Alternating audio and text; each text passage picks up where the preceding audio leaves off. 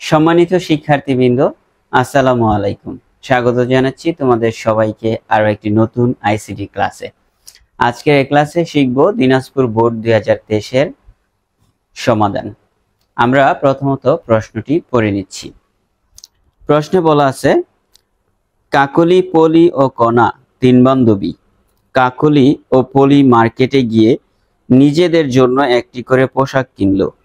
পরবর্তীতে কণা তাদের পোশাকের দাম জানতে চাইলে কাকলি বলল 167 অক্টাল টাকা ও পলি বলল 79 হেক্সাডেসিমেল টাকা। ক নম্বরে প্রশ্ন করছে, সংখ্যা পদ্ধতির বেজ বা ভিত্তি কি? খ নম্বরে প্রশ্ন করছে, বহুল ব্যবহৃত 8 বিট কোডটি ব্যাখ্যা করো। গ নম্বরে প্রশ্ন করছে, কাকলি ও পলির পোশাকের দাম 10 ভিত্তিতে প্রকাশ করো। গহ নম্বরে প্রশ্নটি করেছে, যোগের মাধ্যমে কার পোশাকের দাম বেশি তা বিশ্লেষণ করো। তোমরা ক এবং খ এই দুটি প্রশ্ন যে কোনো মেইন বই থেকে পড়ে নিবা অথবা যে কোনো টেস্ট পেপার থেকেও পড়ে নিতে পারো। আজকে আমি এখানে গ নম্বর অঙ্কটি সমাধান করব। গ নম্বরে বলা হয়েছে, কাকলি ও পলির পোশাকের দাম 10 ভিত্তিতে প্রকাশ করো। অর্থাৎ কাকলি এবং পলির যে পোশাকের দাম দেওয়া আছে অক্টাল এবং হেক্সাডেসিমেলে, এই দুটি সংখ্যাকে দশমিক সংখ্যায় রূপান্তর করতে বলেছে। প্রথমত আমরা লিখব কাকলির পোশাকের দাম 167 অক্টাল, এটাকে আমরা দশমিকে রূপান্তর করব। তাহলে লিখে নিচ্ছি, এখানে লিখলাম গ, কাকলির পোশাকের দাম, কাকলির পোশাকের দাম 167 অক্টাল, 167 অক্টাল, এটাকে আমাদের দশমিকে রূপান্তর করতে হবে। এখানে লিখে নিচ্ছি 167 অক্টাল। এটাকে আমরা যখন দশমিকে রূপান্তর করব তখন এই 8 অর্থাৎ অক্টালের বেজ সংখ্যা দিয়ে প্রত্যেকটিকে আমরা গুণ করব এবং পাশাপাশি যোগ অবস্থায় রাখব। এই যে এভাবে 1 × 8 প্লাস 6 × 8 প্লাস 7 × 8। এখন আমরা প্রত্যেকটি বেজের উপরে পাওয়ার বসাবো। 0 1 2 গুণ করে নিচ্ছি 1 × 8 এর উপরে 2 মানে হচ্ছে 2 বার 8 গুণ, তাহলে 8 গুণ 8, 8 8 64, এখানে আমরা লিখব 64 প্লাস 6 × 8 এর উপর 1 মানে হচ্ছে 8 প্লাস 7 × 8 এর উপর 0 মানে হচ্ছে 1, তাহলে 64 ওকে 64 প্লাস 6 8 48 প্লাস 7 ওকে 7।